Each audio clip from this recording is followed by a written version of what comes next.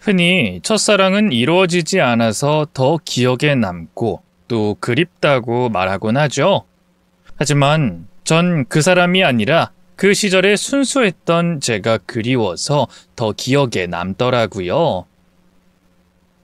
지금 제 나이는 40대 초반이 넘어가고 있지만 저에게도 첫사랑은 있었습니다. 연인으로는 무려 5년을 만났고 결혼까지 약속했던 사이였어요. 사실 그 사람은 중학교 동창으로 저는 오랜 기간 짝사랑을 했었죠. 그 당시에는 남녀공학이었어도 남자 여자반을 나누던 시절이었기에 대화조차 해본 적이 없었거든요. 그러다가 26살, 정말 우연히 만나서 연애를 하게 됐던 겁니다. 그땐 정말 운명 그런 것 같았어요. 비록 결혼 직전에 그 사람이 사업에 실패하고 도망치듯 자신의 동생이 있는 미국으로 떠나는 바람에 파혼하고 말았지만 그 사람을 만난 제 선택이나 흘러간 시간에 후회는 하지 않았습니다. 그만큼 제겐 좋은 사람이었기에 미운 마음도 들지 않았죠. 하지만 바로 이 첫사랑 때문에 제 결혼 생활은 지옥이 되고 말았습니다. 단순히 사귄 것과 결혼 준비까지 한 것은 차원이 달랐기에 남편과 연애를 시작할 때 말했죠. 나 오래 사귄 남자친구가 있었어. 결혼까지 준비하고 있었고. 진지하게 결혼 생각하고 날 만나려고 하는 거면 알아두는 게 좋잖아. 그래. 솔직하게 말해줘서 고마워. 뭐? 그게 끝이야? 그럼 끝이지. 괜찮아? 그래도 파혼인데? 요즘 시대가 어느 때인데 파혼이 별거야? 너무 촌스럽다. 그리고 나도 오래 사귄 여자친구 있었어. 첫사랑 없는 사람 있어? 그게 흠이라도 돼? 이미 끝난 과거잖아. 이혼이면 서류상에 남으니까 별개라고 하더라도 파혼은 결혼도 하지도 않은 건데. 됐어. 쓸데없는 걱정 마. 나 그런 거 신경 안 써. 솔직히 너무나 고맙더라고요. 아무렇지도 않은 반응이며 오히려 솔직하게 말해줘서 고맙다고 말하는 사람이라서 다행이다 싶었죠. 그 이후로 우린 정식으로 교제를 시작했고 2년 만에 결혼을 하게 됐습니다. 그런데 문제는 남편이 대수롭지도 않다는 그 반응 때문에 시댁 식구들이 제 파혼 사실을 다 알고 있었다는 거였어요. 그냥 술자리에서 어쩌다가 튀어나온 모양인데 하필 시누이가 그걸 듣고 물어봤습니다. 새언니, 오빠한테 들었는데 첫사랑이랑 헤어졌다면서요? 그것도 5년이나 만난. 왜 헤어졌는데요? 이 정도는 물어도 되잖아요. 같은 여자끼리. 별거 아니고 그냥 인연이 아니니 헤어졌죠 뭐. 말해주기 싫은가? 왜요? 혹시 이야기하면 막 눈물이 쏟아질 것 같고 그래서 그래요? 네? 전혀요. 제가 왜 그러겠어요. 왜 그런 말 있잖아요. 남자는 첫사랑을 절대로 못 잊는다. 근데 전 여자들이 더하면 더했지 덜하진 않는다고 생각하거든요. 오히려 평생 기억하는 건 여자라고 생각해요. 안 그래요? 새언니도 그런 비슷한 거 아닌가 해서요. 전 그렇지 않아요. 과거잖아요. 그냥 기억일 뿐이고.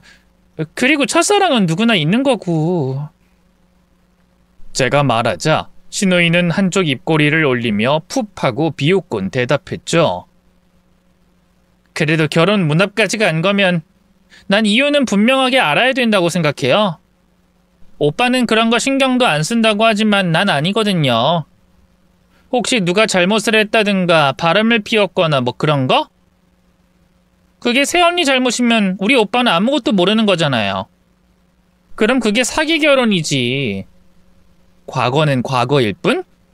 그건 꼭 뒤가 구린 것들이 말하더라고요. 아가씨, 절대로 그런 거 아니에요. 그 사람이랑 헤어진 건 사업이 망하면서 가족들이 뿔뿔이 흩어지면서였어요. 저한테도 같이 미국으로 가자고 했지만 전 한국에 남길 원했던 거고 정말 헤어진 건 이유가 딱히 없어요. 흔한 거리 문제? 그 정도죠. 어머, 그럼 지금도 막 보고 싶고 그렇겠다. 그쵸? 아니면 언니가 돈 때문에 버린 건가? 아가씨! 왜 발끈해요? 장난도 못 치나? 그렇게 정색하면 진짜 같잖아요. 보통 헤어졌다고 하면 이놈 저놈 남의 집 개놈 이야기도 하는 게 정상인데 너무 눈빛이 아련해서 그냥 미련이 흘러 넘쳐 보인다고 해야 할까요? 이 이야긴 그만하면 좋겠어요. 재미가 없네요. 전 재밌는데. 아시잖아요. 제가 왜 이렇게 반응하는지. 물론 알고 있죠. 원래 아가씨와는 마주칠 일이 거의 없었습니다. 저희 남편과 제가 30대 초반에 결혼을 했는데 이미 아가씨는 그 전에 결혼을 한 상태였기 때문이었어요. 사는 지역도 달랐고 늘 바빴기 때문에 시댁에서 행사가 있어도 거의 못 봤죠. 하지만 저와 남편이 결혼하고 2년 정도 지났을 때 저희 신혼집에 갑자기 들이닥쳤습니다. 시누이는 비에 쫄딱 맞은 채 벌벌 떨고 있었고 한쪽 눈은 멍이 들어서 퉁퉁 부은 상태였죠. 시누이와 사이가 좋았던 남편은 놀라서 팔짝 뛰었습니다. 너 얼굴 꼴이 왜 이래? 누가 때렸어? 누구야? 어떤 놈이냐고? 오빠, 그 놈이 그 자식이 이혼해달래. 나 어쩌면 좋아? 누구? 내부? 이런 미친... 뭐 때문에? 대체 왜? 망할 첫사랑이랑 결혼하겠다고 동창회에서 다시 만났는데 그것이 사별을 해서 혼자가 됐대. 진짜 머리에 총이라도 맞았는지 눈이 돌아서 이야기를 하는데 썩을 놈이... 내가 그놈 가만 안 둬. 무슨 망발을 해도 그런 말을 해. 당장 앞장서. 내가 그놈 사지를 분질러 버릴 테니까. 아니, 그 전에 경찰 불러. 경찰에 고소하자. 첫사랑이로 나발이고 눈에 아무리 뭐가 씌었어도 감히 자기랑 5년을 산 마누라를 때려? 인간 같지도 않은 놈. 씹어 죽여도 모자랄 놈. 넌 가만히 있어. 내가 오늘 가서 요절을 내버릴 테니까. 남편은 당장이라도 달려나갈 것처럼 웃옷을 들었는데 시누이는 그런 남편을 말렸죠. 오빠 그냥 있어. 너 정신 차려. 지금 그놈 감쌀 때야? 감싸는 게 아니라 사실 내가 때렸어. 그래서 그 인간 병원에 있어. 팔이 부러졌어. 고소할 거라고 소리를 지르기에 병원에서 도망친 거야. 내가 가해자라고. 뭐? 설마 너 아직도 그 버릇 못 고쳤어? 엄마랑 내가 너 운동 그러라고 가르친 줄 알아? 그냥 몸이나 좀 튼튼하라고 했는데 또 사람을 패? 그럼 이 눈은 쌍방 맞지? 아니야. 그 인간 멱살 잡았는데 버둥거리다가 내가 그 팔에 맞아가지고. 근데 나도 어쩔 수가 없었어. 그 인간이 나는 혼자서도 잘 살 것 같지만 그 첫사랑이란 여자는 혼자 못 살 것 같아서 자기가 지켜주겠다고 하는데 눈이 안 뒤집혀? 그래서 나도 모르게. 그러니까 내가 너 성깔 죽이라고 했지? 눈만 뒤집히면 소리 지르고 물건 던지는데 어떤 남자가 널... 됐다. 어차피 너 잘못은 없어. 바람 피운 것도 그놈 탓이니까 이혼은 너한테 더 유리해. 섣불리 고소도 못할 거고. 넌 이혼 못한다고 버텨. 내가 왜? 그 더러운 놈이랑 이제 한시도 같이 살기 싫다고. 그럼 그 인간 좋은 짓 하는 거야? 넌 최대한 이혼 안 한다고 하고 위자료라도 넉넉하게 들고 나와야 될 거 아니야. 솔직히 너 대학도 안 가고 그 어린 나이에 덜컥 결혼해서 할 수 있는 게 있어? 이성적으로 생각하라고. 애라도 없으니 그나마 다행이지. 아우, 내가 미쳐. 오빠가 해주면 되잖아. 자존심도 상하고 구질구질한 거 싫어. 내가 무슨 돈이 있어? 이 집도 이 사람이 청약해서 마련한 건데. 내가 돌아가신 아빠 빚도 아는 바람에 우리 집 개털인 거 너 몰랐지? 몰랐겠지. 거기다 너 결혼할 때 자금이 내가 모은 돈이었던 건 알아? 그니까 너 최대한 버텨. 버텨서 돈 제대로 받고 이혼해. 알았어? 진짜 버티기만 하면 되는 거야? 이혼 못한다고? 아, 그래! 첫사랑이랑 새살림 차릴 생각에 눈이 돌아서 결국 다 주고 떠나겠다고 할 거다. 두고 봐. 남자놈들은 준비성이라고는 없으니까. 하지만 남편의 예상은 보기 좋게 빗나가고 말았습니다. 그간 신우이가 화가 나면 물건을 던지고 손찌검을 했던 증거들을 다 모으고 있었기 때문이었죠. 덕분에 소송까지 간 이혼에서도 신우이에게는 떨어지는 위자료는 턱없이 적은 금액이었습니다. 하지만 진짜 문제는 거기서부터가 시작이었어요. 그러고 1년이 채 지나지 않아서 신우이가 다시 결혼을 하겠다고 한 거였죠. 남편은 당연히 반대를 했습니다. 너 미쳤어? 그렇게 울고불고 하면서 난리를 피우더니 또 결혼? 그리고 우리 집 형편 너도 잘 알잖아. 내가 월급으로 받은 돈은 빗나가고 겨우 이 사람 버는 돈으로 생활하는데. 아, 그럼 어쩌라고? 나 평생 혼자 사나? 늙어 죽을 때까지 혼자? 그렇게 결혼하고 싶으면 네가 벌어서 네가 결혼하면 되잖아. 나이가 몇 살이야? 오빠, 나한테 진짜 마지막 기회란 말이야. 나 일도 못해. 오빠도 알잖아. 아르바이트도 한 번을 해본 적이 없는데 어쩌라고. 아, 노력이라도 해봐. 결혼으로 모든 걸 해결하려고 하는 게 비정상인 거야. 형편이 안 되면 결혼을 안 하는 게 맞아. 오빠도 형편 안 되는데 새언니 만나서 결혼한 거잖아. 오빠가 집을 해왔어? 아니면 혼수를 제대로 해왔어? 새언니가 다 해왔잖아. 오빠도 그래서 결혼을 할 수 있었던 거 아니야? 그래! 근데 넌 아니잖아. 네 형편 이해해주는 것도 아니고 너한테 맨몸으로 시집와달라고 그쪽에서 비는 것도 아니라며? 나랑 너희 새언니는 그런 걸 서로 이해하고 있었기에 결혼이 가능했던 거야. 근데 넌 혼자 밥벌이도 못하면서 무슨 결혼을 하겠다는 거야? 오빠! 사람 하나 살린다고 생각하고, 어? 아, 진짜 마지막이야. 오빠도 내가 이러고 구질구질하게 사는 거 싫잖아. 아님 나 일평생 먹여 살리든가. 뭐 그럴래? 그럼 그러든가. 사실 결혼 당시 남편의 사정은 몹시 좋지 않았습니다. 저와 결혼하기 전에 아버님이 돌아가시면서 남기신 시골에 작은 집과 땅이 있었어요. 그간 모았던 돈을 시누이에게 줄 수 있었던 것도 남은 유산 상속을 고스란히 남편이 받기로 하고 결정한 거였던 겁니다. 나름 계산기를 두드려 이득이라고 생각하고 그 집과 땅을 팔아서 저와 결혼할 때 보탤 요량이었던 거죠. 그런데 시간이 지난 후 집을 처분하려고 했을 때 생전 아버님이 여기저기 빌린 돈을 상환해야 되는 상황이 오고 말았던 겁니다. 은행이 아니라 개인 간 차용증을 써서 한 현금 거래였기 때문에 몰랐던 거죠. 설상가상으로 집이나 땅은 전혀 팔리지 않았고 빚 독촉은 들어오고 상속 포기는 늦어버렸죠. 때문에 결혼식 비용은 물론이고 신혼여행, 가구, 가전까지도 모두 제 몫이 됐던 겁니다. 아무래도 저희 집에 종종 머물러 있는 시누이 때문에 골치를 썩던 남편은 며칠을 고민하더니 제게 이야기를 꺼냈죠. 수연이 차라리 지금 보내는 게 맞을 것 같아. 당신도 그게 좋지 않아? 아무리 그래도 1년도 안 됐는데 좀 더 신중하게 선택하는 게 좋지 않아? 그래도 언제까지 이 집이랑 엄마 집이랑 왔다 갔다 하면서 살게 할 순 없잖아.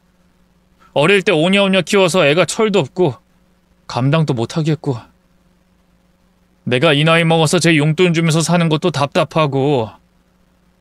그렇긴 하지만 우리 지금 대출도 무리해서 받았고 당신은 월급이 거의 다 빚으로 빠져나가고 있잖아. 결혼식 준비하려면 돈이 많이 들 텐데. 알지. 그래서 내가 생각해봤는데 일단 나 회사를 그만둘까 봐. 뭐? 그건 좀 그렇지 않아? 어차피 언젠간 내 가게 차리고 싶었어. 치킨집 하고 싶다고 했었잖아. 기억나지?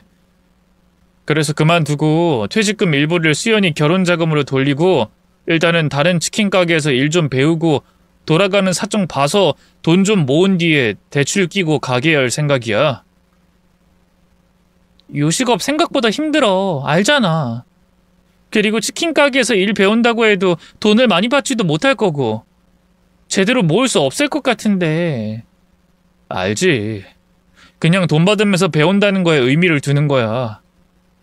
그리고 오히려 나이 더 들었을 때 시작하는 게 아니라 빨리 시작하는 게 좋지 않나? 보통 퇴직하고 하겠다고 그러던데 내 생각은 아니거든. 몸 쓰는 일을 왜 나이 들어서 해? 한 살이라도 어릴 때 시작해야지. 그리고 나 정말 자신 있어. 당신이 믿어만 주면 할 수 있어. 그래, 뭐 난 당신이 원하면 그렇게 해도 괜찮아. 정말? 너무 고마워. 내가 진짜 결혼 하나는 끝장나게 잘했어. 솔직히 남편은 생활비를 가져온 적이 없었기에 제게는 큰 부담이 되는 일도 아니었습니다. 그리고 내심 시누이가 저희 집을 드나들지 않는 것이 좋기도 했죠. 술 먹고 와서 행패를 부리거나 화장실에 토를 해놓는 것도 한두 번도 아니었고 시누이 식사를 차려줘야 한다면서 시어머니가 드나드는 것도 싫었습니다. 정확히 시누이가 이혼한 뒤부터 저는 퇴근을 하고도 집안일을 더 해야 했고 온전한 주말도 없었죠. 거기에 더해 어차피 제가 안 된다고 해도 남편이나 시어머니 모두 어떻게 해서든 돈을 마련하려고 할 거란 걸 알았거든요. 그 이유는 저도 정확히는 모릅니다. 상상이 되진 않지만 남편 말로는 시누이가 어릴 때부터 몸이 약했다고 하더군요. 그래서 몸에 좋은 건 다 먹이고 일부러 운동도 시키고 싫다고 하면 공부도 하지 못하게 할 정도였다고 합니다. 그렇게 완성된 것이 힘 좋은 금쪽이었죠. 실제로 시누이는 여자치고도 큰 키에 큰 덩치를 가지고 있었어요. 이 정확한 키는 아니지만 170cm는 훌쩍 넘어 보였고 발 크기도 270이었죠. 그래도 얼굴은 예쁘장한 편이었기에 남자들에게 인기는 많았습니다. 어쨌든 결국에 남편은 퇴직을 했고 성질을 좀 죽이라고 당부에 당부를 거듭하며 시누이의 결혼식 비용과 혼수 자금을 지원했어요. 하지만 시누이는 결혼 3년 만에 다시 이혼을 했습니다.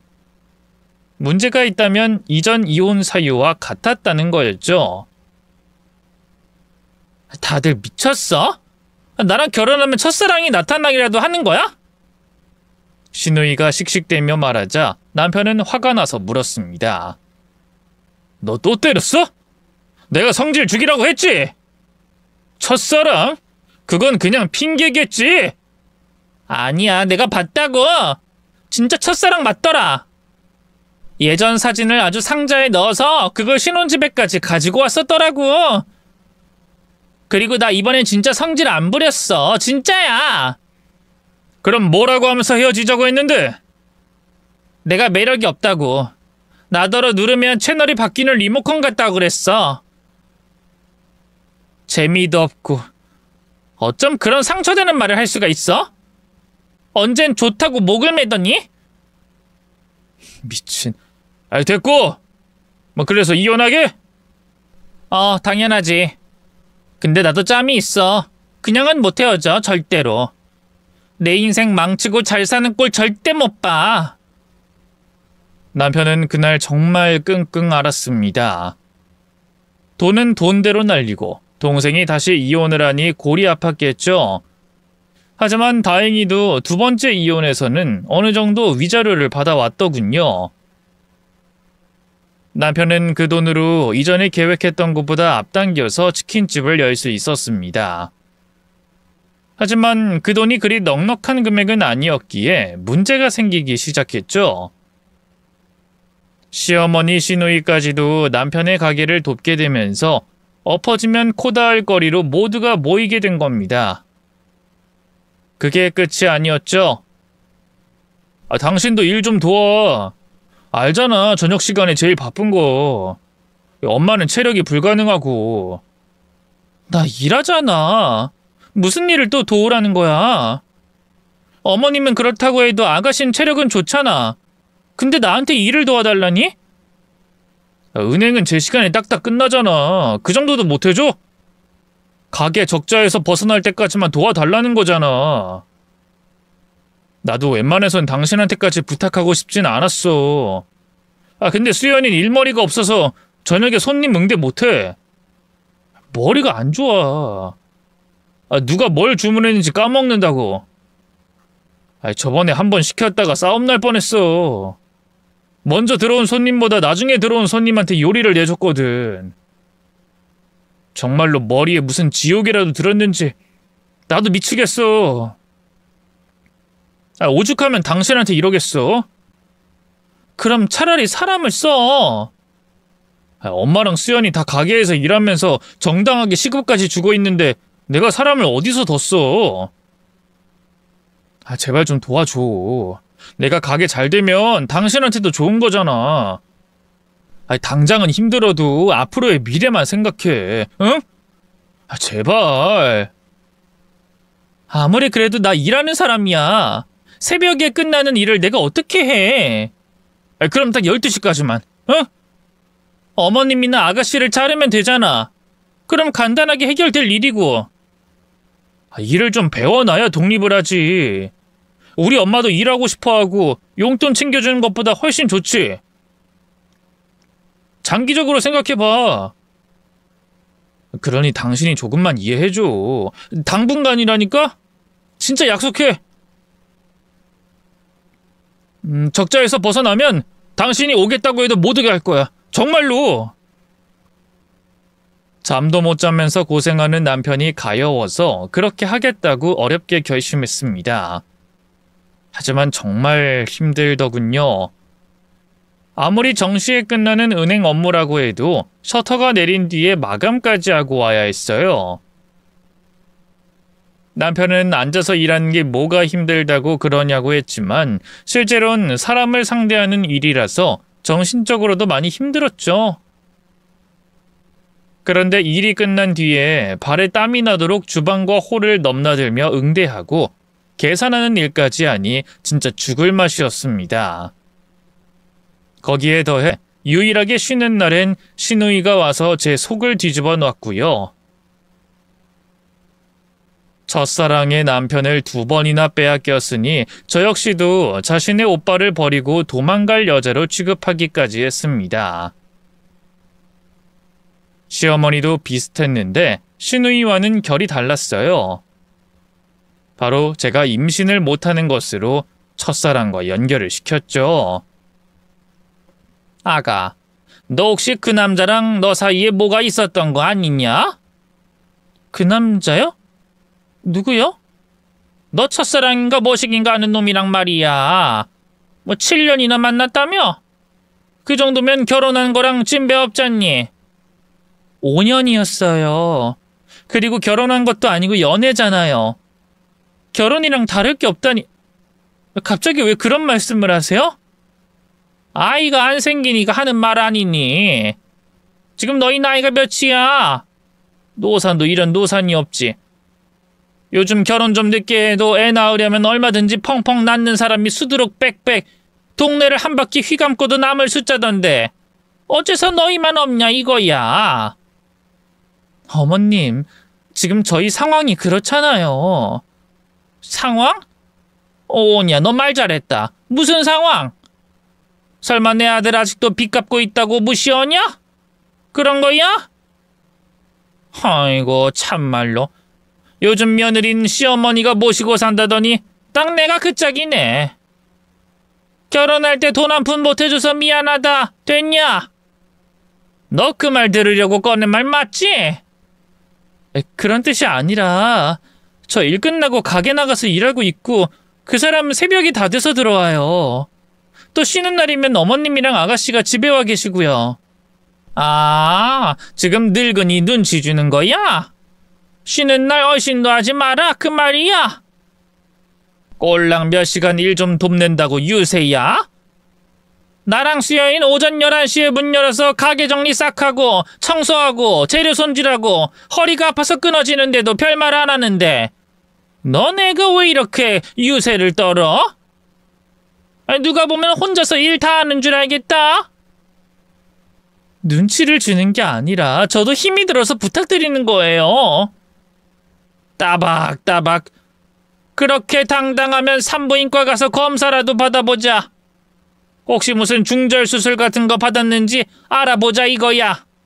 어머님, 나도 들은 게 있어서 그래. 애 함부로 지우고 그러면 천벌받아서 애를 못 가지게 될 수도 있다고 그러더라. 그런 적 없어요. 제발 그만 좀 하세요. 아이고, 무서워서. 됐다. 부끄러운 줄 모르고 따박따박 말대꾸하는 거 보니 임신까지 하면 그 유세 얼마나 떨겠어. 아, 서라. 나도 손주 볼 생각 접을 테니. 됐니? 그렇게 돌아서서 나가서는 남편한테 무슨 소리를 했는지 잔뜩 심통이 난 남편이 새벽에 퇴근해 제게 따지더군요. 당신 우리 엄마한테 오지 말라고 했다며? 당신 피곤한 것도 알고 감정 상하는 것도 아는데 너무 심한 거 아니야? 집이 코앞이라서 뭐라도 더 챙겨주려고 하는 거잖아. 몰라? 내가 오죽했으면 그랬을까? 그런 생각은 안 들어? 나 지금 몸무게가 14kg이나 빠졌어. 당신 알긴 알아? 그런데 어머님은 매번 나한테 애 낳으라고 하고 애 없는 게 내 첫사랑 때문이라고 하고 오늘은 그 사람이랑 나 사이에 애가 있었던 거 아니냐고 의심하셨어. 어머닌 옛날 사람이잖아. 그냥 그러려니 하고 넘어가면 안 돼? 내가 그 말을 듣고 넘어가야 한다고?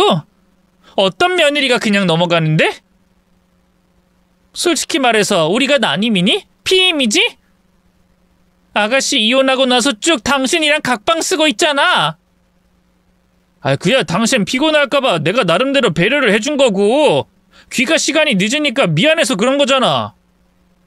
내가 일부러 그래?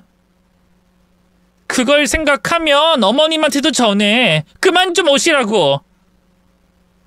아가씨도 마찬가지고. 하루도 못 쉬는 게 불쌍하지도 않니? 당신은 그래도 오픈하는 시간이 늦잖아. 근데 난 요즘 거의 4시간, 길어야 5시간 자는 게 전부야. 이게 지금 정상이라고 생각해? 나도 알지. 근데 당장 형편이 어려우니까. 내가 이제까지 당신한테 돈 벌어오는 걸로 뭐라고 했어? 생활비 안 냈다고 눈치를 줬어? 내가 원하는 건 딱 하나야.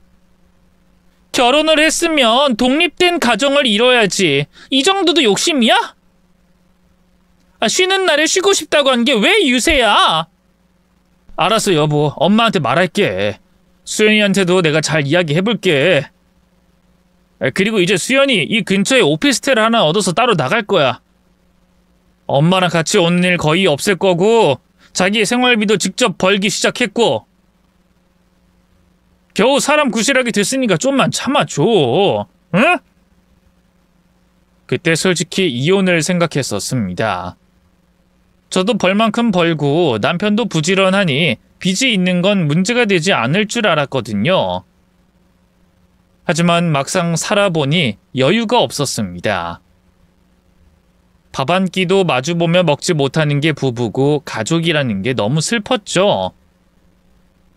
매번 일어나면 잠든 남편 얼굴을 보며 출근하고 불 꺼진 빈집으로 퇴근하는 삶이 너무 지쳤습니다.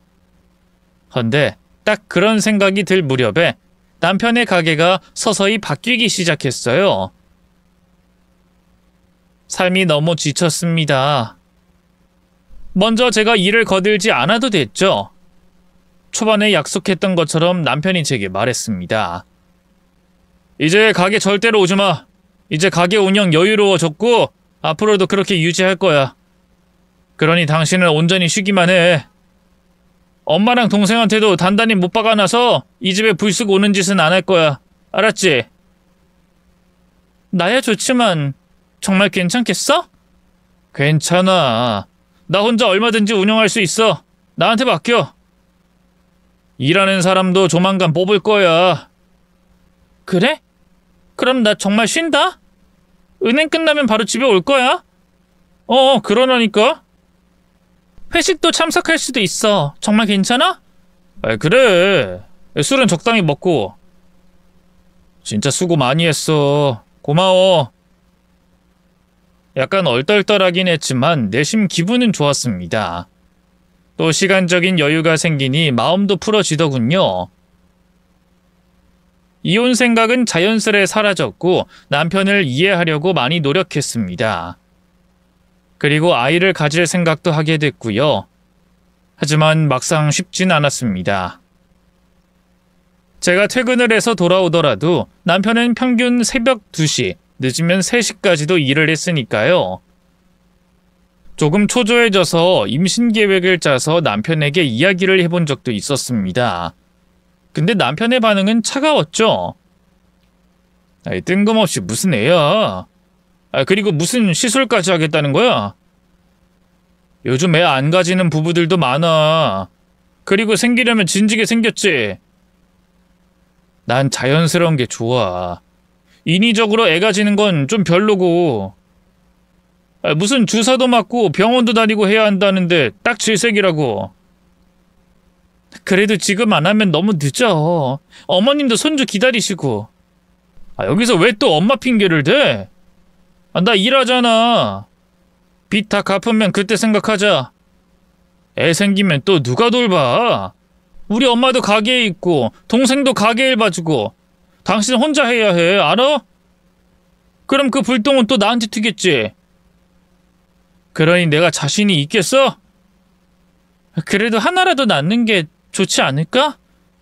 나중엔 가지고 싶어도 못 가져. 솔직한 말로 난 태어난 것 자체가 싫었어. 세상이 알록달록 예쁜 시기는 너무 짧고 그 다음부터는 죽을 때까지 일만 하겠지. 그게 한국에서 출산율이 떨어지는 이유일걸? 이런 세상에서 살던 부모들이 이제야 현명하게 선택을 하는 거라고 봐. 애들을 돈벌이로 보고 재산으로 보던 예전이나 많이 낳아서 그냥 기른 거지. 딱 그때 태어난 사람들이 바뀐 거라고. 왜? 살아보니 지옥이 따로 없으니까.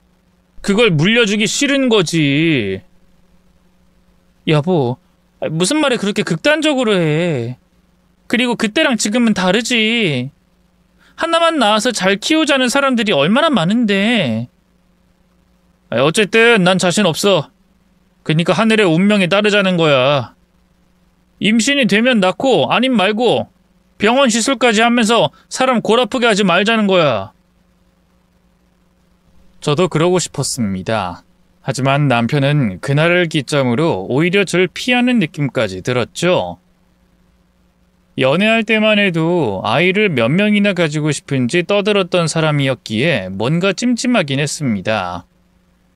그래도 그때까진 가게가 힘들어서 그런 거라고 이해하고 넘어갔어요.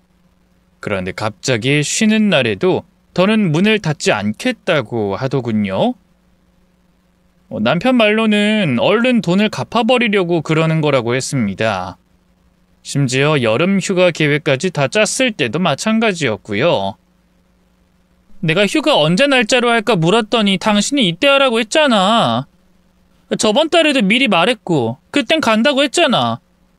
그래서 일부러 시간까지 변경하면서 맞춘 건데 갑자기 못 간다니.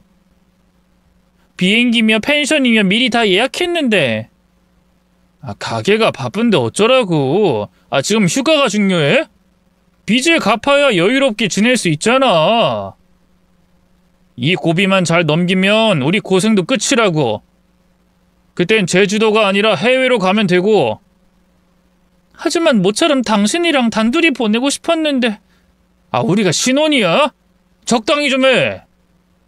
나 수면 부족에 매번 힘들어하는 거 안 보여? 이왕 받은 휴가니까 좀 쉬어. 엄마랑 동생한테도 당신 휴가 받았다는 말 안 할 거니까 푹 쉬라고. 뭐 아니면 혼자라도 여행을 다녀오든가. 처음에는 화도 나고 자존심도 상했지만 결국 저는 바로 다음 날 남편의 가게로 향했습니다. 휴가는 이미 받아뒀으니 그 사이에 남편 가게 일을 돕는다면 남편이 좀 덜 필요하지 않을까 생각했던 거였죠. 그런데 막상 가게로 갔을 때 전 놀라고 말았습니다. 휴업이라는 커다란 글씨가 문에 박혀 있었거든요. 전 바로 남편에게 전화를 걸었지만 받지 않았죠. 그런데 그날 새벽, 늦게 들어온 남편이 거짓말을 하기까지 했습니다. 안 자고 있었어? 일이 바빠서 전화한다는 걸 까먹었어. 일을 했다고? 오늘? 그치. 동생이랑 어머니까지 거들었어. 오늘 수익 좋았거든. 기대도 좋아. 뻔뻔하게도 남편은 제 눈을 똑바로 보고 말했습니다. 허나 제가 가게를 찾아간 것은 저녁이었고 남편이 들어오기 전에 다시 찾아가서 문이 닫힌 걸 확인했으니 그건 당연히 거짓말이었죠. 그래서 저는 꼭 참고 다시 한번 떠봤어요. 그래? 몰랐네. 나도 내일은 가서 거들까? 모처럼 휴가 받았으니까. 아이 됐어. 절대로 나오지 마. 여행 계획 취소해서 아무래도 미안해 죽겠는데 내가 일을 어떻게 시킬 수가 있어. 내가 약속했잖아. 그리고 가게 나오면 우리 엄마랑 내 동생이랑 마주칠걸? 당신 불편해하잖아. 그냥 집에서 쉬어. 아니면 친정이라도 다녀오든가. 그래? 알았어. 나 배려해줘서 고마워. 머리는 어지럽고 정신도 차릴 수가 없었습니다. 솔직히 울고 싶었지만 남편을 믿고 싶은 마음이 더 컸기에 왜 거짓말을 했는지 알아보는 게 우선이라고 생각했죠. 그리고 다음 날 오픈 시간에 맞춰 일어나 준비를 하는 남편의 뒤를 밟았어요. 가는 길 중간중간에 거울에 비친 얼굴도 확인하고 옷 매무새도 정리하는 걸 봤는데 보고 있는 제 속이 울렁거릴 정도였죠. 더구나 남편이 향하는 곳은 가게도 아니었습니다. 떨리는 마음을 진정시키며 겨우 따라가고 있는데 남편이 들어간 곳은 시누이가 살고 있던 오피스텔이었어요. 더구나 엘리베이터 층수 역시도 8층으로 같았죠. 순간 마음이 놓였습니다. 시누이가 사는 오피스텔과 가게 거리가 가까워서 종종 그곳에서 쉰다는 걸 모르진 않았거든요. 하지만 반대로 찜찜함도 남았죠. 오픈 시간에 굳이 집에서 나와 그곳에서 바로 쉬는 건 이해가 되지 않았기 때문입니다. 해서 저는 가게로 갔어요. 근데 가게의 문이 또 닫혀 있었습니다. 그래서 전 고민하다가 시누이에게 전화를 걸었죠. 한참 전화가 가다가 쌀쌀맞은 목소리가 전화기 너머로 들렸어요. 새언니가 어쩐 일로 전화를 다 해요? 왜요? 나한테 뭐 부탁이라도 하려고요? 아니 그런 건 아닌데요. 그냥 가게는 잘 되나 해서요. 아 설마 이거 감시? 새언니 이건 좀 경우가 없죠? 오빠 통해서 이야기 들었는데 절대로 연락도 방문도 하지 말라고 했다면서요. 근데 전화해서 감시라니 어이가 없네. 감시 그런 건 아니고 제가 휴가 중이라서 일이라도 거들까 해서 그래요. 아 그래요? 근데 어쩌죠? 저도 휴가인데. 휴가요? 그럼 혹시 지금 그 일이랑 같이 있어요? 누구야? 우리 오빠요? 미쳤어요? 휴가에 가족이랑 보내게? 저 지금 해외여행 중인데요? 해외여행이라는 말을 듣는 순간 몸에서 피가 빠져나가는 느낌이 들었습니다. 휴대전화를 들고 있는 손도 부들부들 떨렸고 그간 남편의 이상한 행동도 떠올랐죠. 갑작스럽게 휴일에 일을 시작했다는 것도 그렇고 이미 몇 개월 전에 세웠던 여름 휴가 계획을 취소했다는 것도 그랬습니다. 더구나 매번 나와달라던 가게에도 절대로 오지 못하게 한 것도 이상했고요. 무엇보다 가게를 쉬면서 제게 거짓말을 했다는 건 더욱 이해가 되지 않았죠. 혹시 혼자만의 시간이 좀 필요했던 건가? 아이를 가지기 싫어서 그런가? 억지로 이해를 하면서 신우이에게 물었습니다. 해외요? 어디요? 오빠가 말하지 말라고 했는데 오빠가 돈 보탠 건 비행기 정도고 겨우 일본인데 이걸로 오빠한테 뭐라고 하는 건 아니죠? 그리고 4박 5일 일정이라 저 내일이면 한국 돌아가요. 난 오빠가 말해서 면세점에서 뭐라도 사오라고 부탁하려고 한 줄 알았는데 그게 아닌가 봐요? 실은 아가씨... 솔직히 제가 생각하고 의심하는 걸 시댁 식구에게 말하고 싶은 마음은 없었어요. 하지만 그땐 뭔가에 홀린 것처럼 남편의 거짓말이며 그간 했던 행동들에 대해서 털어놨죠. 그리고 남편이 오늘 아침부터 아가씨의 오피스텔에 들어가는 걸 봤다라는 말까지 했습니다. 당연히 이런 말을 하면 절 비꼬거나 의부증 환자쯤으로 몰아갈 거라고 생각했기 때문에 입 밖으로 내뱉고는 후회도 동시에 했죠. 그런데 의외로 신우이는 가만히 들어줬습니다. 하지만 저 역시도 그런 말을 한 이유들이 있었어요. 바로 현관 비밀번호 때문이었죠. 새언니, 비밀번호는 좀 그렇고 대신 제가 최대한 빨리 한국으로 돌아갈게요. 비행기 예약 변경하고 공항에서 내려서 집까지 가면 시간이 좀 걸리긴 하는데 제가 보고 알려드릴게요. 기다려요. 그냥 지금이요. 비밀번호 지금 알려주실 순 없으세요? 제가 직접 확인하고 싶어서 그래요. 저 의부증 아니고 진짜 헛소리하는 것도 아니거든요. 지금 제가 새언니를 그렇게 몰려고 하는 게 아니에요. 그럼 왜 안 알려주세요? 오빠는 가족이니까? 아가씨만 보고 저한테 아니라고 할 수도 있잖아요. 아, 진짜 답답하네. 그런 거 보면 충격 먹는다고요. 새언니가 뭘 알아요? 그런 거 안 겪어보면 모른다고. 난 2번이나 겪었는데도 힘들었단 말이에요. 처음엔 일부러 제게 알려주지 않으려는 줄 알았는데 오히려 저를 걱정했다는 말에 눈물이 터졌습니다. 하지만 저는 고집을 꺾지 않았고 결국 신우이는 제게 자신의 집 현관 비밀번호를 알려줬어요. 그렇게 저는 혼자 떨리는 마음으로 다시 오피스텔로 향했습니다. 엘리베이터 앞에서 한숨을 몇 번이나 쉬다가 마음을 다잡고 2시간을 고민하다 아가씨 집 앞으로 갔죠. 그런데 이건 문을 열고 말고 할 것도 없이 안에서 여자 목소리와 남편의 목소리가 들렸습니다. 깔깔거리며 뒤로 넘어가는 웃음소리에 저는 오히려 이전보다 덜 떨렸고 바로 비밀번호를 치고 들어갔죠. 당연히 휴대폰으로 영상 촬영도 하면서 말입니다. 그런데 집안의 상황은 경악스러울 지경이었죠. 오피스텔이 원룸형으로 긴 복도 쪽에 주방이 있고 그 안쪽은 커다란 거실 겸 안방이었기 때문입니다. 안으로 들어가고 할 것도 없이 바로 침실이 보이는 구조였기에 그들이 뒤엉켜 있는 걸 똑똑히 확인했어요. 몇 초의 정적 후 헐벗은 여자는 이불 속으로 들어가서 비명을 질렀고 남편은 팬티 하나만 입은 상태로 절 보고 있었죠. 당황했는지 입을 열었다가 닫았다가 반복하더니 주섬주섬 옷을 입더군요. 근데 제가 그 장면을 휴대폰으로 찍고 있다는 걸 깨달았는지 제게 달려와서 제 휴대폰을 빼앗아 들며 소리쳤습니다. 이게 무슨 짓이야? 당신 미쳤어?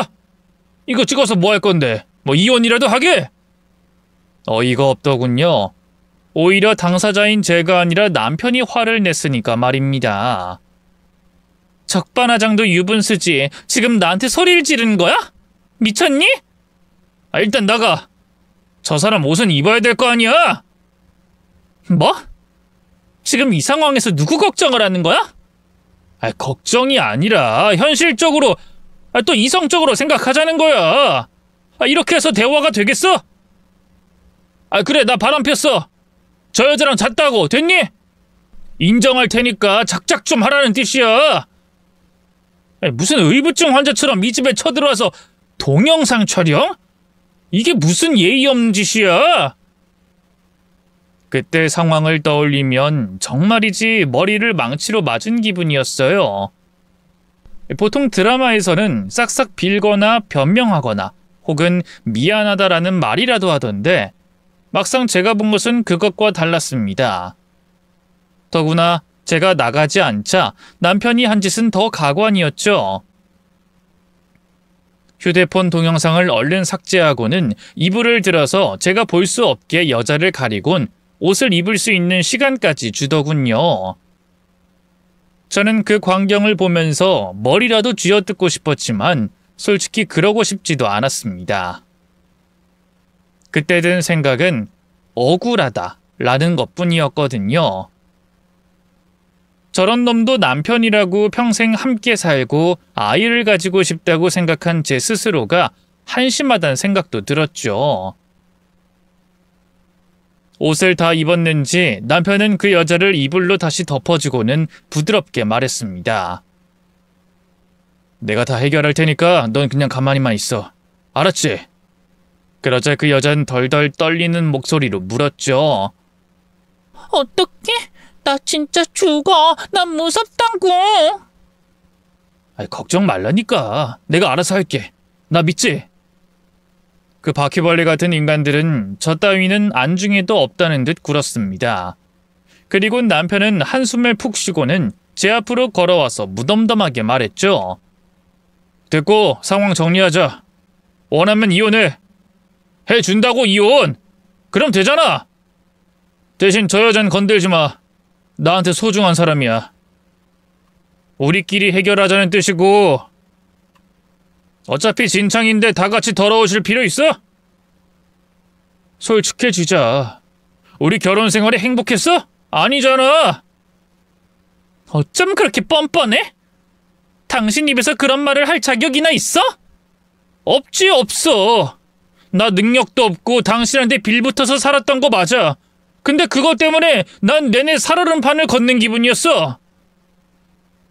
엄마는 매번 닥달을 하는데도 난 당신 눈치 보여서 숨죽여야 했고 고맙다는 말보다 미안하다는 말을 더 많이 하면서 내 자존감은 얼마나 떨어졌는데. 야, 그게 숨죽인 거야? 진짜로 눈치가 보였으면 바람을 피울 수도 없었지. 나도 숨 좀 쉬고 싶어서 그랬다. 왜? 난 좀 이러면 안 되는 거야?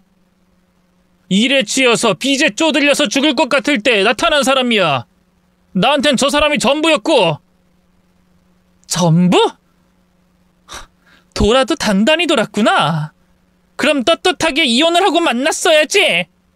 그러려고 했어. 근데 당신이 먼저 알아버린 거야. 나도 이렇게 내 운명을 다시 만나게 될 줄은 몰랐으니까. 100세 인생이잖아. 앞으로 남은 인생이라도 좀 행복하게 살고 싶어. 그런데 바로 그때 삑삑삑 하는 현관 비밀번호 누르는 소리가 들리면서 동시에 신우이가 집 안으로 들어오며 소리쳤습니다. 운명? 이게 무슨 개소리야? 지금까지 오빠 너 오픈 시간마다 안 나온 게 전현이랑 같이 있으려고 했던 거야? 무슨 휴가라면서 나 여행 보낸 것도 내 집을 이런 식으로 쓰려고 한 거고? 진짜 더러워서 내가... 오빠, 너가 그러고도 사람이야? 남편은 놀랐는지 신우이의 어깨를 잡고는 말리더군요. 야, 너가 끼어들 문제 아니야! 우리 부부 문제야! 그리고 너도 이 사람 안 좋아했잖아! 오빠가 나중에 다 설명해 줄 테니까 흥분하지 말고! 부부? 야, 나 현관 앞에서 다 들었어. 우리 뭐 어쩌고? 이 미친 불륜 커플이 행복? 그래, 나 세언니 별로였어. 근데 내가 왜 그렇게 생각을 했는데? 오빠가 매번 힘들다 어쩐다 징징거리고 엄마랑 내 앞에서 질질 짜니까 싫어했지. 근데 이건 아니지. 미안하다 싹싹 빌고 울어도 모자랄 판에 남은 인생이라도 행복하게 살게 해달라고? 얌병. 신우이는 눈이 반쯤 돌아서 자신의 어깨를 잡고 있던 남편의 중요 부위를 발로 까고는 안으로 신발까지 신고 들어가서 이불 속에 들어있던 불륜녀의 머리채를 휘어감아 제 앞에 질질 끌고 왔습니다. 여자가 악거리면서 울며 소리를 지르자 양쪽 뺨을 한 대씩 후려쳤죠. 고개가 휙 꺾일 정도로 너무 강하게 때려서 여자는 반쯤 정신이 나간 채로 울음을 그쳤습니다. 빌어! 당장 싹싹 빌어! 미친 년놈들이 아주 쌍쌍으로 연병을 떨고 있네. 지금 누가 피해자고 누가 가해자야? 어디서 더럽고 천박한 것들이 피해자인 척 울고 소리 질러?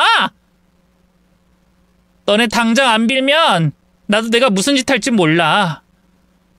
올 땐 엘리베이터 타고 올라왔겠지만 내려갈 땐 여기 창문으로 그냥 떨어뜨려 버릴 거라고. 알았니? 알아들었으면 무릎 꿇어.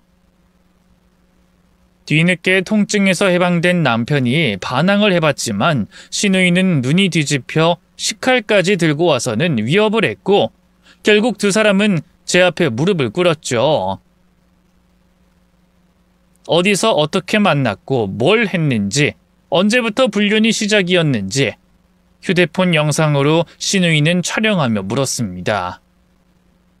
우습게도 둘은 17살에 만난 첫사랑이었다고 하더군요.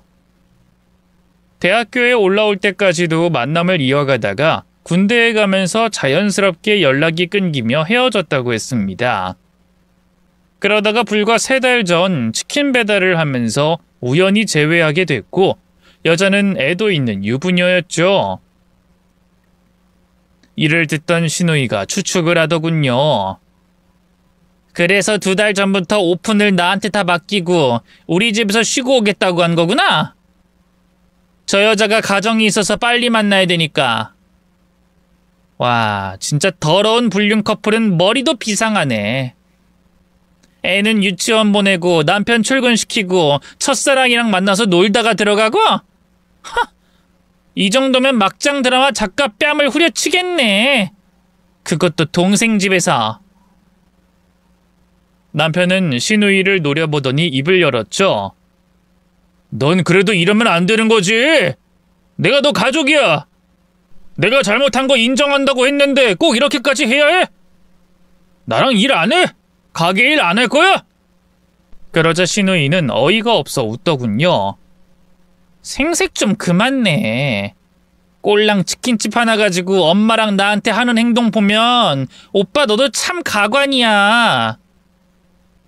까놓고 우리 2달째 월급도 안 주고 부려먹고 있었잖아. 갑자기 일본 다녀오라는 것도 둘이서 여기서 휴가 계획 짠 거구나. 구질구질하게 내 집에서? 어쩐지 아무리 절약을 해도 관리비가 엄청 나온 게 다 이유가 있었네. 오빠 너 내 월급 줄 돈으로 저 여자랑 놀러 다니고 그랬어? 장사 좀 잘 되려고 하는데 툭하면 몸 안 좋다고 문이나 쳐닫고 오픈 시간에는 코빼기도 안 보이고. 그리고 진짜 가족이면 적어도 내 앞에서 바람은 피우지 말았어야지. 내가 얼마나 힘들어했는지 몰라? 야, 나도 힘들었어. 너만 힘들어? 아빠 빚에 너 결혼 자금에 누구 덕에 그렇게 살았는데? 내가 오죽하면 이랬을까? 그런 생각은 안 들어? 안 들어. 불륜 저지르는 것들 하는 말이 다 그러니까. 그리고 오빠 말도 맞아. 엄마랑 난 오빠한테 뭐라고 할 자격 없지. 근데 새언니는 아니잖아. 오빠가 누구 덕에 장사하고 그렇게 살 수 있었는데? 솔직히 새언니 아니었으면 오빠 가게 못 차렸어. 양심이 있긴 해?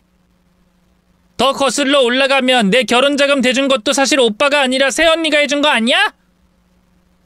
새언니 아니었으면 오빠가 그 돈 나한테 줬을까? 아니잖아. 믿을 구석이 있으니까 주고 생색은 오빠가 다 냈잖아. 아니야? 야, 씨! 그리고 말 좀 조심해. 이 사람도 네 새언니가 될 수도 있어. 새언니? 유부녀가 이혼하고 너랑 살아준다니? 애도 버리고? 우린 운명이니까. 진작에 했어야 했어. 그러기로 했고, 우린 맘 정했어. 와, 미친놈. 내 첫 번째 남편이랑 똑같은 말을 하네. 어디서 과외 받니? 불륜 저지르는 과외가 있어? 나도 한번 받아보자. 아주 속성으로다가.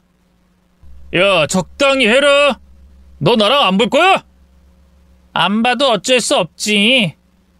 솔직히 엄마도 새언니 구박한 거 오빠가 뒤에서 시킨 거잖아. 새언니가 매번 유세 떨고 돈 좀 번다고 무시한다고 우는 소리에서 나도 이제껏 그렇게 알고 있었고. 근데 이제 생각해보니까 오빠 우리 월급 줄 때마다 유세 떨었지? 새언니 내 생일 엄마 생일 챙기면서도 한 번도 뭘 해줬다, 이렇게 힘들다 그런 말 한 적 없는데. 유세? 너 이게 오냐오냐 키웠더니. 그니까. 근데 오빠, 아닌 건 아닌 거야. 오냐오냐 키워줘서 나도 고마웠어. 그러니까 내 위자료 가게 차릴 때 줬잖아. 참고로 오빠가 차린 그 가게에 내 지분이 더 많아. 알지? 오빠가 만약에 이 일로 새언니랑 이혼하고 저 첫사랑이랑 같이 산다면 내 가게에서 나가줬으면 좋겠어. 엄마한텐 내가 말할 거고. 알겠지만 엄만 내 말이면 꼼짝 못하는 거 알잖아. 잘 생각하는 게 좋을 거야. 오냐오냐 키웠는데 다 늙어서 개털되기 싫으면 둘 다 내 집에서 나가! 신우이는 차가운 표정으로 남편과 그 여자를 노려보고는 두 사람을 모두 집 밖으로 쫓아냈어요. 그러자 저는 다리에 힘이 풀려 주저앉아 울었고, 신우이는 저를 한참이나 위로해줬습니다. 뒤이어 시어머니도 오셨는데 신우이의 반강제적인 요구로 제게 사과도 하셨죠. 하지만 그와 동시에 이혼은 하지 말기를 원하셨어요. 신우이 역시도 제게 머리를 숙여 사과했지만 역시 같은 입장이었죠. 그리고 남편 역시도 이틀 만에 나타나서 제게 다시 받아달라고 했습니다. 물론 전 당연히 이혼을 하겠다고 했네요. 운명이니 뭐니 했을 때 이미 결심한 겁니다. 여보, 내가 평생 빌게. 나 이렇게 쫓겨나면 어쩌라고. 이 나이에 엄마랑 살아? 내가 그때 잠깐 미쳤었어. 나 정말 정신 차렸어. 그 여자랑도 완전히 끝났고, 어떻게 끝났는데? 알고 보니 완전 속물이었어. 당신이랑은 결이 다른 거야. 말로는 내 동생이 무서워서 헤어진다고 하지만 결국 나한테 빚 좀 있고 당신 이름으로 아파트 되어 있는 걸 듣곤 마음을 바꾼 거야. 언젠 자기 친자식도 필요 없다 그러더니 그런 여자라는 거 알고 나도 실망했고 정신 차렸어. 늦었지만 당신이 진짜 좋은 사람이라는 걸 알게 된 거야. 진짜로. 사람 좋은 표정을 지으면서 제 손을 잡는데 순간 몸에 소름이 끼쳤습니다. 그래서 저도 모르게 남편의 손을 뿌리치는 동시에 그 인간 뺨을 때렸죠. 신우이가 왜 바람난 남편을 때렸는지 이해가 되지 않았는데 어느 정도 이해가 되더군요. 속이 시원했죠. 제게 뺨을 맞고 놀란 눈을 한 남편에게 저는 덤덤하게 말했습니다. 나도 좀 행복해지고 싶네. 당신을 내 삶에서 빼면 난 좀 행복할 것 같거든. 당신 말처럼 100세 인생이잖아. 근데 당신이랑 살면 너무 지겨울 것 같아서. 여보, 당신도 알잖아. 내가 얼마나 열심히 살았는지. 그리고 이 일만 아니면 결혼 생활 잘 해왔다는 거 몰라? 날 믿어준다면 실망시키지 않는다는 말이야. 내가 바람 피운 거 말고 잘못한 게 뭐가 있어? 나 정도면 충분히 가정적이고 책임감 넘치는 사람이지. 뭐? 결혼 생활을 잘해? 첫사랑 만나서 쪽쪽거리고 있으니 당신이 뭐라도 된 줄 알았어? 아니야. 객관화를 시켜. 당신이 모은 돈이 있어? 아님 차가 있어? 뭐 그것도 아님 나이가 어려? 딱 한마디로 정의하면 당신은 그냥 피 빨아먹는 거머리, 기생충, 그 이상도 이하도 아니었어. 제게 운명이니 사랑이니 운운하던 남편에게 일부러 상처를 주려고 꺼낸 말이었습니다. 평생 상처로 기억에 남길 바라는 마음이 있었죠. 하지만 그렇게 시원하진 않더군요. 오히려 이혼을 준비하는 과정에서 남편이 시어머니 집에서도 쫓겨나 고시원에서 살게 됐다는 말을 듣게 됐을 땐 더 통쾌했죠. 시누이와 사이가 멀어지게 되면서 시어머니 역시도 남편을 외면한 거였습니다. 치킨 가게는 시누이와 시어머니가 운영을 하게 됐고요. 그 두 사람은 남을 함부로 판단하고 한쪽 말만 듣고 저에게 막말을 하긴 했어도 잘못을 인정하고 반성했기에 용서하기로 했습니다. 또 한편으로는 저 대신 그 둘을 응징해줘서 고맙기도 했죠. 물론 그렇다고 왕래를 할 정도로 가까워지고 싶은 마음도 없어서 이혼 절차가 끝난 이후로 바로 이사는 했습니다. 그 일이 벌써 1년이 지났네요. 헌데 이번에 다시 여름 휴가철이 오니 그때 생각이 나서 이렇게 글을 쓰게 됐죠. 신혼여행을 했던 당시 남편은 차를 렌트해서 몰았는데 운전 방식이 엄청 거칠었어요. 그때 남편은 자신이 베스트 드라이버이기 때문에 사고가 나지 않는다고 자신했었죠. 하지만 사실 차를 난폭하게 몰아도 사고가 나지 않는 건 다른 사람들이 안전하게 운전을 했기 때문이라고 봐요. 그건 결혼 역시도 마찬가지라고 생각합니다. 혹여 저희 남편, 아니 전 남편처럼 자신이 결혼 생활이 나쁘지 않았고 스스로를 완벽하다고 생각했다면 반드시 거기엔 다른 누군가의 배려와 희생이 있었다는 걸 기억하셨으면 좋겠어요. 제 이야기 끝까지 들어주셔서 너무 고맙고 감사합니다. 그리고 끝으로 제발 그 망할 첫사랑은 가슴에 좀 묻어두면 좋겠네요. 추억 속에 있을 때가 가장 아름다운 것도 있으니까 말입니다.